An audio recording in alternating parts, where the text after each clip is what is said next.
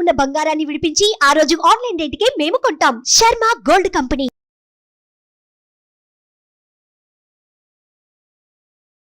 నమస్తే, welcome to Suman TV. నేను మీ యామ్ని. ప్రస్తుతం మనతో ఉన్నారు ప్రముఖ ఆధ్యాత్మికవేత్త, గణపతి దత్త ఉపాసకులు, అమ్మవారి సేవకులు మురళీధర్ శర్మ గారు ఉన్నారు. గురుగారితో మనం మాట్లాడదాం. నమస్కారం గురుగారు. మహాదేవ శ్రీమాత్రే నమః. గురుగారు, ఇప్పుడు ఏంటంటే చాలా ఇంట్రెస్టింగ్ టాపిక్ అంటే ఈ మధ్య వస్తుందన్నమాట.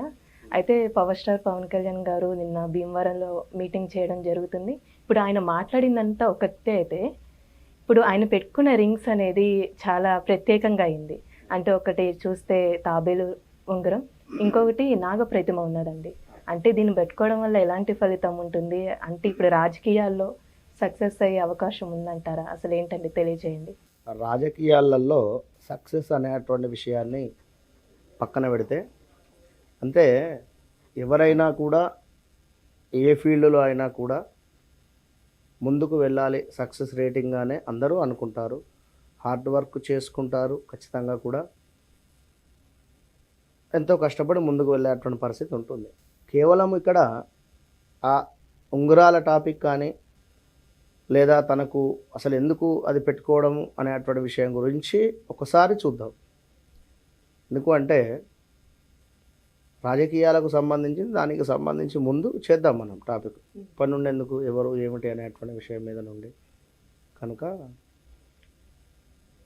తను సినీ ఇండస్ట్రీకి రాకముందు తన పేరు ఏమిటి అంటే కేవలం కళ్యాణ్ బాబు, కళ్యాణ్ అనేటువంటి కొన్నదెల కళ్యాణ్, అంతే. కొన్నదెల అనేటువంటిది వారి ఇంటి పేరు అనుకుందాము, దాంతో సంబంధం లేదు. కళ్యాణ్ అనేటువంటి విషయాన్ని చూసుకున్నట్టయితే కా అక్షరము అంటే మనము మిథునం, మృగశిర నక్షత్రము మిథున రాశి కిందకి తీసుకోవడం జరుగుతూ ఉంటుంది. రెండవ పాయింట్ పవన్ కళ్యాణ్, ఇది కూడా చూద్దాం. ఇక్కడ కళ్యాణ్ అనేటువంటి విషయంలో మిథునము, పవన్ కళ్యాణ్ అనేటువంటి విషయంలో కన్యా రాశి, పా అక్షరం. ఇక మూడవ విషయం చూసుకున్నట్టయితే తన డేట్ ఆఫ్ బర్త్, పుట్టిన సమయం ప్రకారంగా వారికి సంబంధించినటువంటి రాశి కానీ నక్షత్రం కానీ లేదా గ్రహాలు ఉండేటువంటి పరిస్థితులను బట్టి వారిది వచ్చేసి సింహ లగ్నము పడడం జరుగుతుంది. సింహ లగ్నంలో లగ్నాతు శుక్రుడు, బుధుడు, బుధ శుక్రులు, అదేవిధంగా సూర్యుడు తన సొంత ఇంటిలో ఉండడం జరిగింది. 12th భావంలో కేతు ఉండడం జరిగింది, అంటే 12వ స్థానం. 6వ స్థానంలో రాహువు ఉండడం జరిగింది. ముందుగా చెప్పుకున్నటువంటి విషయం ఏమిటి? మిథునము, కళ్యాణ్. మిథునానికి ప్రజెంట్గా చూసుకున్నట్టయితే గోచార రీత్యా 4వ స్థానంలో కేతు ఉంది. ఆల్రెడీ మిథునానికి అష్టమ శని నడిచి అయిపోయింది గత 2020, 21, 22 ఈ పీరియడ్ మొత్తం కూడా 21, 22లో. ఈ యొక్క శని యొక్క పీరియడ్ నడిచినంతసేపు కూడా తను వేరే ఉంగరాలు పెట్టుకొని ఉన్నాడు. అవి ఎవరైనా కూడా అబ్జర్వ్ చేయవచ్చును ఖచ్చితంగా కూడా. కొన్ని సందర్భాలలో పగడం కూడా ధరించాడు, కొన్ని సందర్భాలలో బ్లాక్ స్టోన్ కూడా పెట్టుకొని ఉన్నాడు, విన్నారా? ఇక అటు పిమ్మట అంటే ఇక్కడ ఒక్క డేట్ ఆఫ్ బర్త్, పుట్టిన సమయమే కాకుండా ఈ కళ్యాణ్ అనేటువంటి పేరు మీద నుండి 4వ స్థానంలో ఉండేటువంటి కేతువు అర్ధాష్టమ కాలసర్ప దోషంగా చెప్పడం జరుగుతుంటుంది. కనుక వారికి ఎవరు చెప్పి ఉన్నారో వారి వద్ద ఉండేటువంటి గురువు గారి యొక్క మాట ప్రకారంగా అయితే ఆ యొక్క మిథునాన్ని అనుసరించి 4వ స్థానంలో ఉండేటువంటి కేతువుకు సంబంధించి అయినా ఈ యొక్క నాగ ప్రతిమకు సంబంధించినటువంటి రాహుకేతువులకు సంబంధించినటువంటి ఉంగరం కానీ, లేదు మనము పవన్ కళ్యాణ్ అనేటువంటి పేరును చూసుకున్నా కూడా కన్యా రాశి, లగ్నాతు కేతువు పడింది, సప్తమాతు రాహు ఉండడం జరిగింది. ఎప్పుడైనా కూడా ఎదుటి వ్యక్తులు, ఇప్పుడు ఒక వ్యక్తి బిజినెస్ చేస్తున్నాడు, అది ఎలాంటిదైనా, లేదా జాబ్ చేస్తున్నాడు, లేదా ఒక ఇంటిలోనే ఒక భర్త అయి ఉన్నాడు అనుకుందాం. ఎదుటి వ్యక్తి ఎవరైతే ఉంటారో వారు సప్తమ దృష్టి, అంటే వారు సప్తమ స్థానం కింద మనం తీసుకోవాలి. ఇక్కడ వారు రాజకీయాల్లో ఉంటే సప్తమ స్థానం ఏమిటి? ప్రజలు. లేదా వారి లీడర్లు కావచ్చు, ఎవరైనా కూడా 7వ స్థానం ఒక బిజినెస్ చేస్తున్నారు, కస్టమర్లు ఏమిటి 7వ స్థానం అంటే సప్తమ భావం, 7వ భావం రన్ కావాలి. అక్కడ 7వ భావం అనేటువంటి రన్ అవ్వాలి, 9వ భావం రన్ అవ్వాలి. అప్పుడు అయితే పంచమాత అయినా అయితే మంచి బిజినెస్ కానీ మంచి ఆదరణ కానీ లభిస్తూ ఉంటుంది. ఈ 2 విషయాలలో కూడా లగ్నాది ఇక్కడ కేతువు, సప్తమత రాహువు, ఏది కన్యా రాశి మిథున రాశి.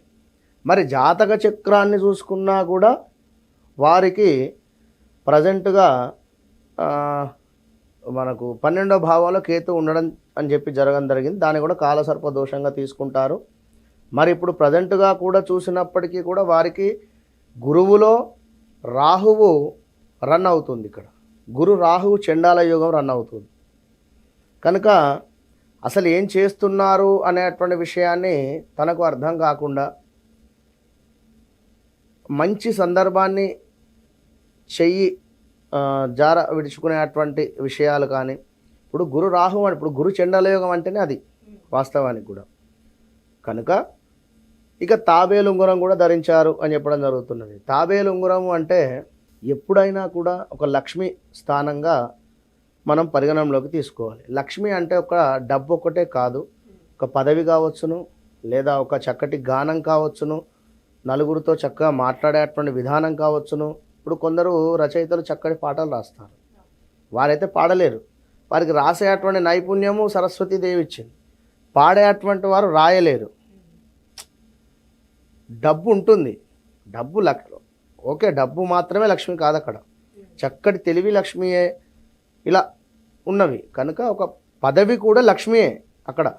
కనుక మనకు ఆ యొక్క తాబేలు ఉంగరం ధరించడము కావచ్చును. కనుక రాహుకేతువులకు సంబంధించినటువంటి ఇబ్బంది తనకు ఉంది. ఇప్పుడు కొందరికి 1.5, 2.5 మార్కులలో తప్పిపోతూ ఉంటారు, ఫెయిల్ అవ్వడము, లేదా పర్సంటేజ్ తక్కువ రావడము, 3 మార్కుల లోపు.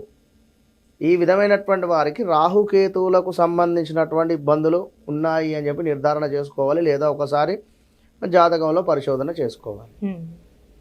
ఆ రకంగా వారికి గ్రహచారం చూసినా గోచారం చూసినా ఆ యొక్క రాహుకేతువులకు సంబంధించినటువంటి ఇబ్బంది జరుగుతూ ఉంది అనేటువంటి విషయాన్ని అర్థం చేసుకోవాలి. ఆఫ్టర్ కమింగ్ సూన్లో అద్భుతాలు సృష్టించేటువంటి పరిస్థితి కూడా ఉంది. ఎందుకంటే గురువు మార్పు ఉంది.